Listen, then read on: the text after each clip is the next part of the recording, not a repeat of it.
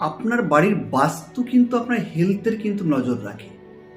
কারণ বাস্তুর যদি আপনার কোনোরকম যে জোনটা খারাপ থাকবে, সেই জোনে যে হেলথকে ইন্ডিকেট করবে, সেই সমস্যা কিন্তু আপনার বাড়তে থাকবে।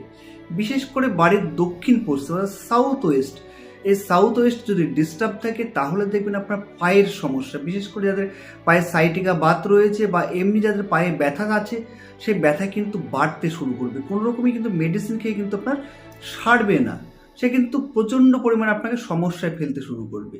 তার সঙ্গে সঙ্গে অনেকের হার্টের প্রবলেম, এই হার্টের প্রবলেমও কিন্তু আপনার বাড়ির সাউথ ওয়েস্ট অর্থাৎ দক্ষিণ পশ্চিম দিক নির্দেশ করে। তাই দক্ষিণ পশ্চিম দিক কিন্তু খুব গুরুত্বপূর্ণ দিক বাড়ির।